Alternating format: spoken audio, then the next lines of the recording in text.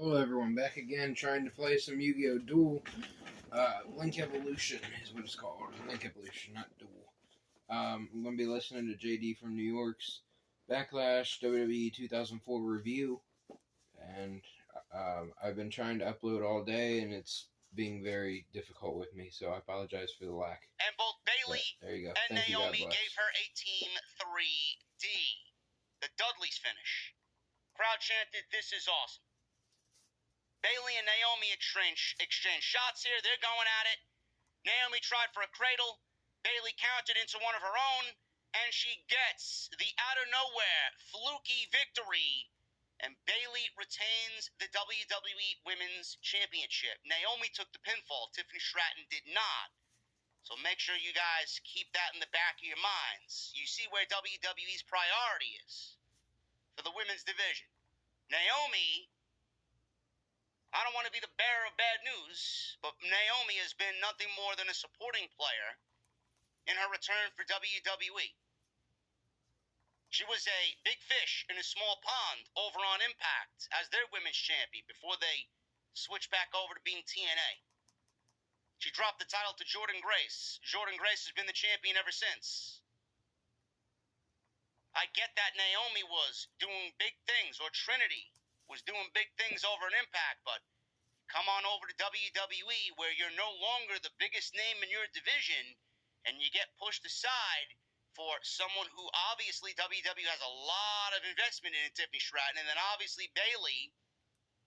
And then you got Nia Jax, who you know they're going to shove down everybody's throat. Naomi right now is in this gray area where she should be higher than she is, but WWE will not push her past that threshold. She's so much more of a supporting player. I get why people are upset. But the stock right now is in Tiffany Stratton.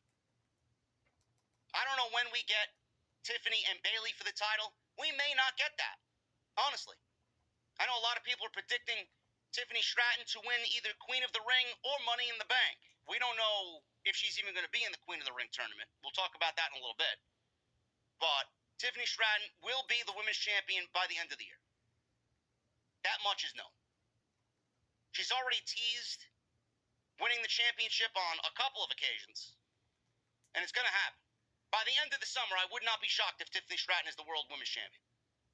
This was a very good match. I thought the ladies killed it.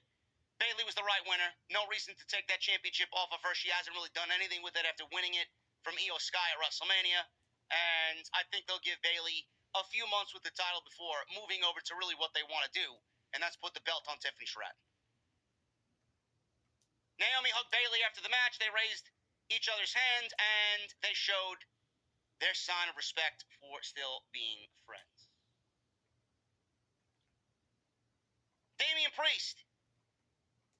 He defended the World Heavyweight Championship against Jey Uso. This is the third match of the night. I seen a couple of people complaining about the match order here. I thought the match order was perfect. I really do.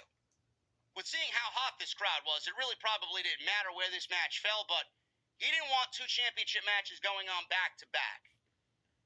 WWE opened the show perfect with the Bloodline versus KO and Randy Orton. Then they bled into the triple threat women's match with Bayley, Tiffany, and Naomi. Then we get the men's match, Damian Priest versus Jey Uso for the World Heavyweight Championship. Then the tag team championships, Jade and Bianca botching up the entire joint against the Kabuki Warriors. And then we got Cody and AJ Styles. I thought the match order was perfect. Damian Priest and Jey Uso go on third, World Heavyweight Championship. Jey Uso got the entrance first, as the challenger usually does. And normally, Jey Uso's entrance is one of the highlights for any show that he's on. The energy is just unlike any other entrance in the company. The visual of everybody raising their hands up in the air and bouncing up and down with Jey Uso to the theme music is fantastic. But my God, man, did France take it to a whole nother level. It was a sight to behold. I can't even imagine what it felt like being in the arena, seeing everybody jump up and down to Jey Uso's theme music. Now, I don't really understand why we here in the United States have not adopted the idea that France brought to the table. It's almost as if us Americans are fucking stupid and we don't really have a brain to think. Meanwhile, the people over in France, in the arena, they all took out their cell phones and they had their flashlights on, and 12,000 people in unison bouncing up and down with their fucking flashlights on their phone lit in the arena really made it a spectacle that I've never seen before, ever. Unbelievable. The one time Azor would come up, huh? It was like a live fucking rave at a wrestling show. That's what we need to see, man. This for Jazz, that's why. Is what takes WWE to a completely different level. WWE is just on a whole nother level when it comes to this type of shit, man. Honestly. Now, I'm not too big on Jey Uso as a singles performer. I'm not. I think he's very mid when it comes to what he does in the ring. He's not bad. He's just boring. I'd much rather see the Usos in a tag team than both of them wrestle singles. That's just the way that I feel. Some of you may disagree. I don't like what they've done with Jey.